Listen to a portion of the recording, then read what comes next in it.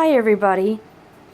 Today we're going to be talking about hurricane preparedness. We're going to have a little fireside chat here about being prepared for hurricanes. I'm going to do a series of videos. My first video is obviously going to be about light after the power goes out for a hurricane. As you know, I do live here in the Gulf Coast. I am getting affected by the hurricane. Not as nearly as bad as everybody else. My hearts and prayers do go out to my fellow Texans.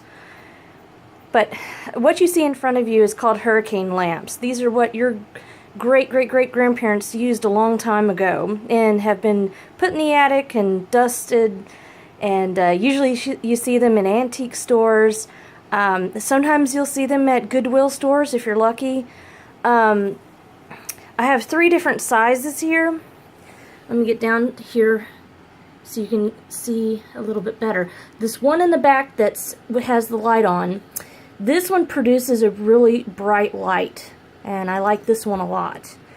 And this one, it's a little bit shorter and squattier, and it doesn't produce a really bright light. It's a real low light one.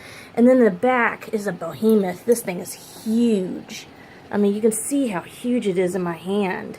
The one I'm holding right now is what you would typically see a long time ago in an old farmstead that they would have on their kitchen table a long time ago. Let's talk a little bit about them. You have a mantle here, and this usually you start off when you're lighting it. You have a wick here, and you have a little knob right here that you turn, and you can make it go up or down. You don't want to light it when the wick, and this coming out is the wick. You do not want to light it when it's this huge out of your container. You'd have a huge flame and possibly a fire hazard. Definitely start it off really low. Now you can see on this one, let me get it at a better angle. This one I can make it lower, and then I can make it a lot brighter. You don't want to make it too hot in here. The brighter the flame, the more likely you're to get a lot of charcoal and blackening on the inside of this glass. And it is made of glass. All this is made of glass except for this part right here, which is made of metal. I'm going to turn this one so you can see a little bit better. It screws on. It has a screw-on lid. They have replacement. You can get these at Walmart. They have replacement parts. So say this part of it breaks, or it doesn't go in your bottle anymore, they will rust over time if you don't take care of them. And they do have replacements. The wick you can definitely get at Walmart. This whole housing unit comes like this in a box. The wicks are separate. Now at Walmart they also have it to where you can buy like a whole kit where you have everything all together. Inside of it, you usually put oil. And over here is the oil that I use. And I get this at Walmart. You can get it elsewhere in any hardware store. This one I've used quite a bit of. This one is a 64 fluid ounce. And then I have a little bottle here, if you want to not get so much. It's a 32 fluid ounce bottle, and you'll take off the top, unscrew it. You'll carefully, maybe with a funnel inside of here, pour it in here, and then you just screw the top back on, just like a can, or like when you're screwing on a lid. They're really easy to take care of. Definitely do not put by curtains. Not a good idea. You will burn down your house. I have this in my kitchen. Whenever the power goes out, I have it ready to go, and what have you. Now, little note on, this is all my matches. Yes, I have a lot of matches. You need a lot. Can never have enough matches. Due to the fact that I live down here in the south, we have a lot of humidity. Matches tend to go bad quick if you leave them open like this.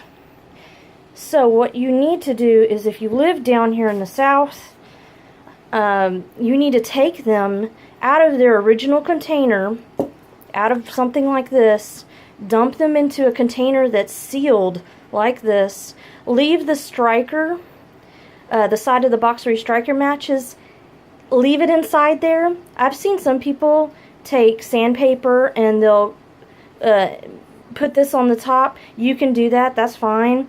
You might have a problem with humidity leaking into it, because if humidity gets to these, it moistens them and basically makes the matches useless over time. So you really want to protect your matches. In this one, I have little itty bitty birthday candles. Don't make fun of me. I have little itty bitty birthday candles, especially if you are, look, if you can't afford these guys, then you might want to consider candles to help you out. So I've got little birthday candles and matches in there, sealed up. Let's see. Candles. Let's talk about candles. Here I've got a candle. This is a brass holder. This is what they would have used in like 1500s, a long time ago. This is a brass candle holder that you can take with you, like if you're going to bed or what have you, and you just stick your, you know what, a little trick to keep your candle from being wobbly: light your candle, drip some wax in there, and then put your candle, while the wax is hot, put it in there, and it will stay firm. It won't wiggle all over the place, and you won't cause a fire on accident. Now, these I got a ton of these. Some look like that. Sorry, I gotta bend down. Some of them look like that, and some of them are like this. They're all brass. I got them from the Goodwill store. I got them from Salvation Army, and I got a great deal on them. I mean, there was like not even like 50 cents. I mean, you can't go wrong. And the candles, I buy them by the box. So I went to, let me see, it's this side. I went to IKEA and I bought a box of candles. There's 20 of them in, well, there was 20 of them in here. I've been going through them. They're usually covered with plastic when you get them. I took the plastic off, obviously, for the video so you can see it. And, I mean, you got hours of light with these. Now, you can also, so I mean, I pick up a couple of boxes of these things and I just keep them. I may not use them, but I have them if I need them. Same thing goes for all this stuff. You know, every time I might go to Wally World, I'll go and I'll pick up maybe once a year, I'll pick up one of these and just keep it on the shelf. And, you know, every time you got a power outage, you just whip these out and you're set to go. You have to be careful around little kids, though. Make sure they don't watch them. Make sure they don't play with this stuff. What else can I tell you guys? One time, we had a hurricane come through. It was Ike. And I was without power for 26 days. We had a tree land on the power line. It was a long story. Anyway, because of that tree being on the power line, we were without power for that long. So that's about roughly 2 weeks. So, I mean, I'm used to the power going out. You never know. Little side note, I know it's getting off a little topic, but gas appliances are the best. If you get electric, you can kiss cooking goodbye. I mean, during an electrical storm or when your power goes out, it's really wise to, I mean, I have a gas stove. I can cook if the power goes out. I've got a wood-burning stove. I can cook on that. I've got stoves that I can use to go camping with, you know, that uses the liquid propane and what have you.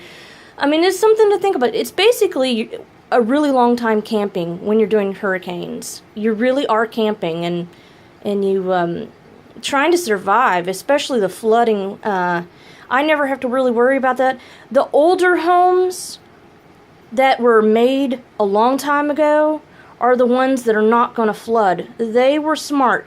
They built their homes very, very high. They built them on high land. The places that you're seeing in Houston that are getting flooded, I know in Katy, those areas were once rice fields. Sugar land was once where they grew sugar cane. So a lot of these were farms a long time ago, and they were really low-lying areas that they grew those things. So naturally, a lot of these developers came in and they never raised the land. And so that's why a lot of these homes are flooding. Also, not only that, but we've had a lot of rain. Anyway, this is a long video, guys. I'm going to cut it short. Talk to you later. Hope to see you soon.